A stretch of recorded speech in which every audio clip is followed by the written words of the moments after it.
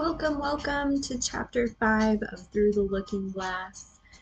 Thank you for joining me. This is brought to you by my disembodied voice, questionable acting, voice acting abilities, and the amazing people at Project Gutenberg. Let's go ahead and get started. She caught the shawl as she spoke and looked about for the owner. In another moment, the White Queen came running wildly through the wood with both arms stretched out wide, as if she were flying, and Alice very civilly went to meet her with the shawl. "I'm very glad I happened to be in the way," Alice said as she helped her to put on her shawl again. The White Queen only looked at her in a helpless, frightened sort of way, and kept repeating something in a whisper to herself that sounded like bread and butter, and Alice felt that if there was to be any conversation at all, she must manage it herself. So she began rather timidly. "Am I addressing the White Queen?" "Well, yes, if you call that a dressing," the Queen said. "It isn't my notion of the thing at all." Alice thought it would never do to have an argument at the very beginning of their conversation. So she smiled and said, "If your Majesty will only tell me the right way to begin, I'll do it as well as I can." "But I don't want it done at all," groaned the poor Queen. "I've been a-dressing myself for the last 2 hours." It would have been all the better, as it seemed to Alice, if she had got someone else to dress her. She was so dreadfully untidy. "Every single thing's crooked," Alice thought to herself, "and she's all over pins." "May I put your shawl straight for you?" she added aloud. "I don't know what's the matter with it," the Queen said in a melancholy voice. "It's out of temper, I think. I've pinned it here and I've pinned it there, but there's no pleasing it. It can't go straight, you know, if you pin it all on one side," Alice said, as she gently put it right for her. "And dear me, what a state your hair is in." "The brush has got tangled in it," the Queen said with a sigh, "and I lost the comb yesterday." Oh, this Queen's having a rough day. Alice carefully released the brush and did her best to get the hair into order. "Come, you look rather better now," she said after altering most of the pins. "Really, you should have a lady's maid." "I'm sure I'll take you with pleasure," the Queen said. "2 pence a week, and jam every other day." Alice couldn't help laughing, and she said, "I don't want you to hire me, and I don't care for jam." "It's very good jam," said the Queen. "Well, I don't want any today, at any rate." "You couldn't have it if you did want it," the Queen said. "The rule is jam tomorrow and jam yesterday, but never jam today." Okay, that makes no sense at all. "It must come sometimes to jam today," Alice objected. "No, it can't," said the Queen. "It's jam every other day. Today isn't any other day, you know." "I don't understand you," said Alice. "It's dreadfully confusing." "That's the effect of living backwards," the Queen said kindly, "and it always makes one a little giddy at first." "Living backwards?" Alice repeated in great astonishment. "I never heard of such a thing. But there's one great advantage in it, that one's memory works both ways." "I'm sure mine only works one way," Alice remarked. "I can't remember things before they happen." "It's a poor sort of memory that only works backwards," the Queen remarked. "What sort of things do you remember best?" Alice ventured to ask. "Oh, things that happen the week after next," the Queen replied in a careless tone. "For instance, now," she went on, sticking a large piece of plaster on her finger as she spoke. "There's the King's messenger.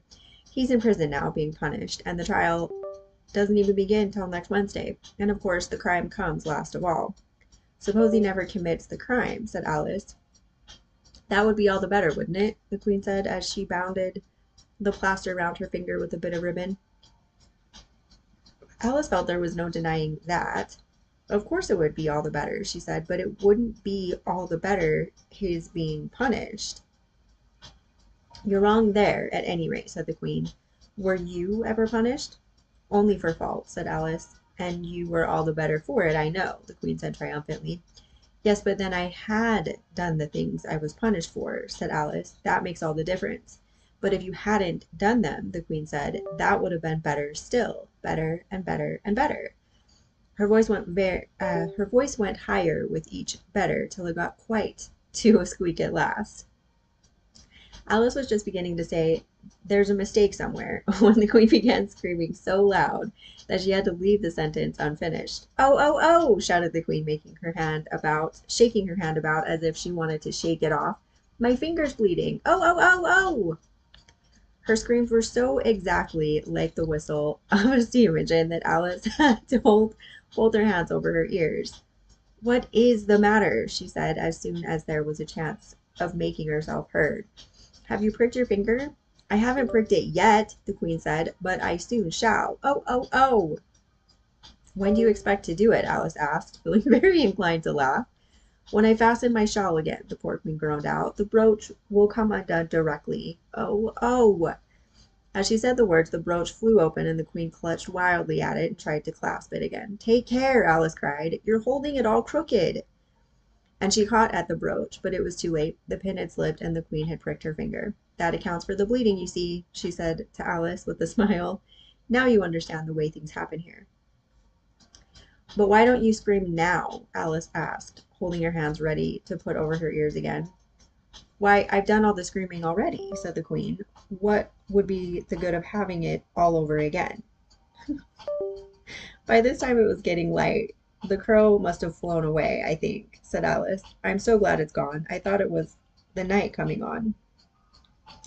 I wish I could manage to be glad, the queen said. Only I never can remember the rule.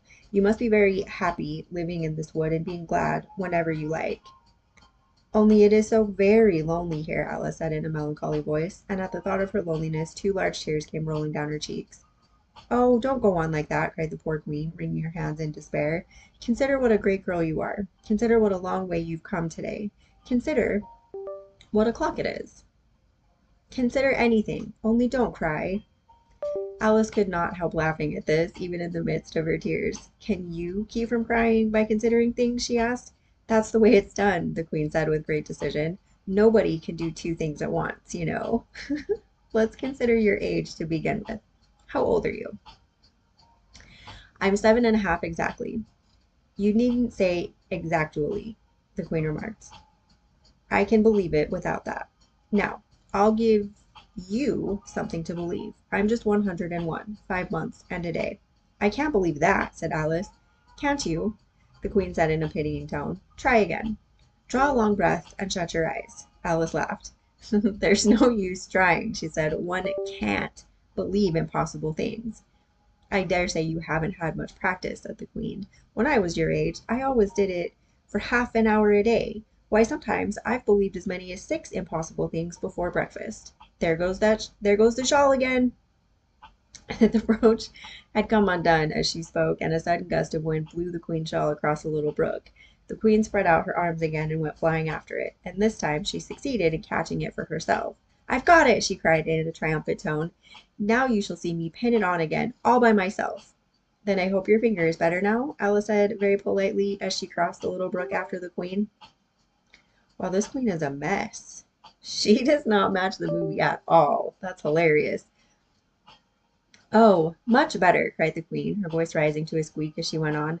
Much better, better, better, better. The last word ended in a long bleat, so like a sheep that Alice quite started. She looked at the queen, who seemed to have suddenly wrapped herself up in wool. Alice rubbed her eyes and looked again. She couldn't make out what had happened at all. Was she in a shop? And was it really a sheep that was sitting on the other side of the counter? Rub as she could make nothing more of it. She was in a little dark shop, leaning with her elbows on the counter, and opposite to her was an old sheep, sitting in an armchair knitting, and every now and then leaving off to look at her through a great pair of spectacles. What is it you want to buy? The sheep said at last, looking up for a moment from her knitting. I don't quite know yet, Alice said very gently. I should like to look all round me first, if I might. You may look in front of you and on both sides, if you like, said the sheep, but you can't look all round you unless you've got eyes at the back of your head. But these, as it happened, Alice had not got, so she contented herself with turning round, looking at the shelves as she came to them.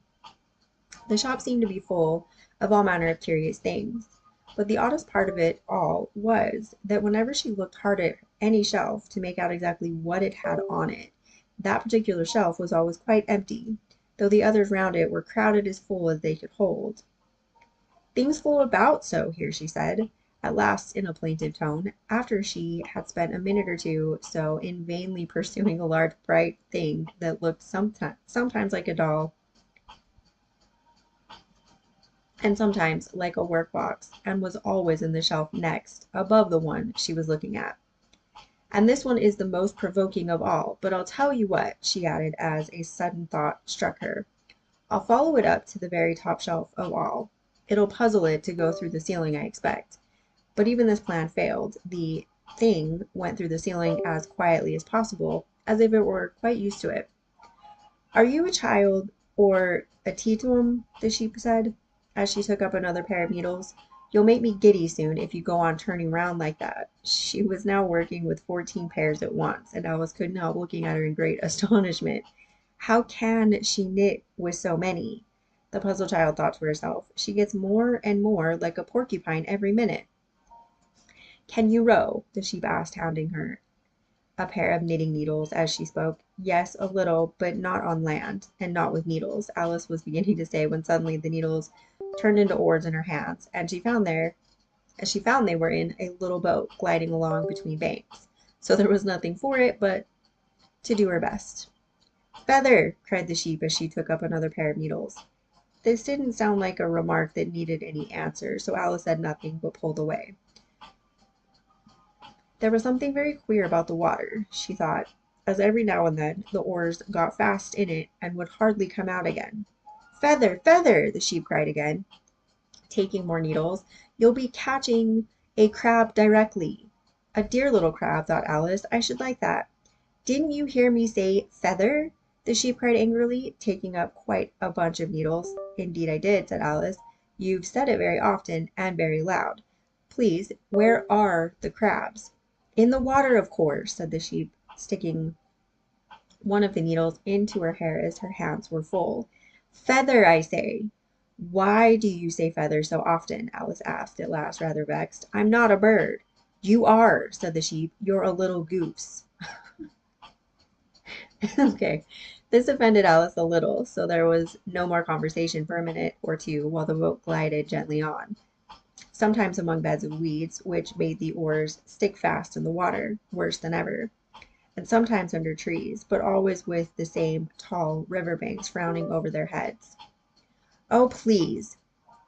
There are some scented rushes, Alice cried in a sudden transport of delight. There really are, and such beauties. You needn't say please to me about 'em, the sheep said without looking up from her knitting. I didn't put 'em there, and I'm not going to take 'em away.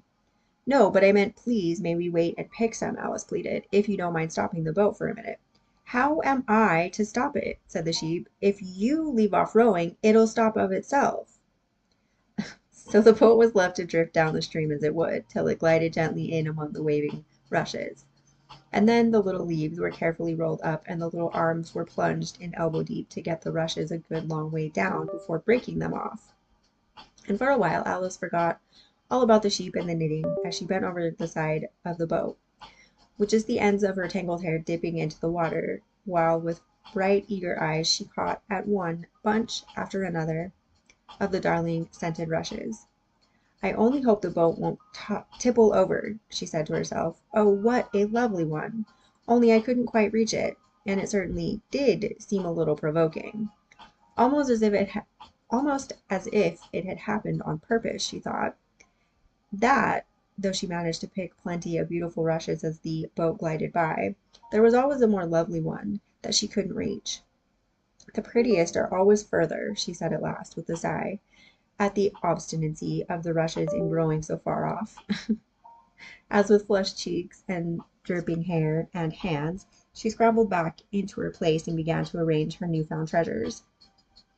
What mattered it to her just then that the rushes had begun to fade, and to lose all their scent and beauty from the very moment that she picked them?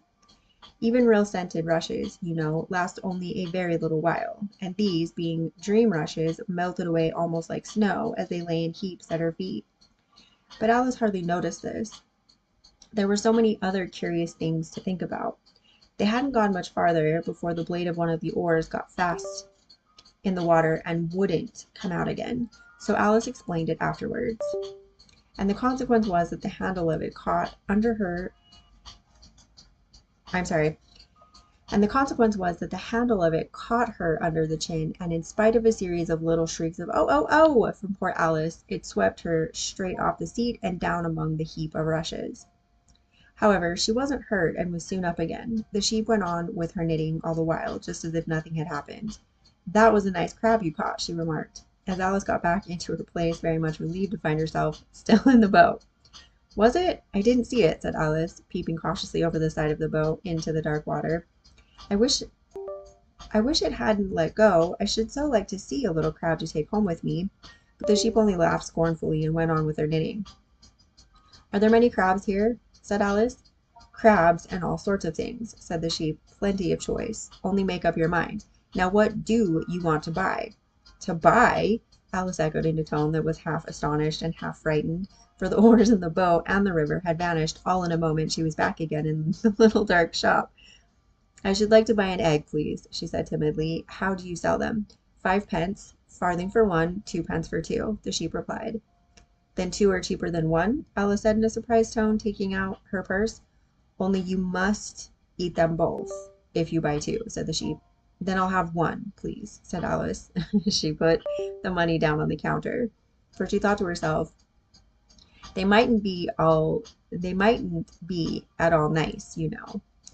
The sheep took the money and put it away in a box. Then she said, "I never put things into people's hands. That would never do. You must get it for yourself." And so saying, she went off to the other end of the shop and set the egg upright on a shelf. "I wonder why it wouldn't do," thought Alice, as she groped her way among the tables and chairs, for the shop was very dark towards the end. "The egg seems to get further away the more I walk towards it. Let me see. Is this a chair? Why, it's got branches, I declare. How very odd to find trees growing here. And actually, here's a little brook. Well, this is the very queerest shop I ever saw." So she went on, wondering more and more at every step, as everything turned into a tree, the moment she came up to it, and she quite expected the egg to do the same. All right, that's the end of chapter 5 and all of its lunacy. Let me know what you thought of that. That's gotta be the weirdest chapter so far between the two books. Let me know what you guys thought. Thanks for joining me. See you next time.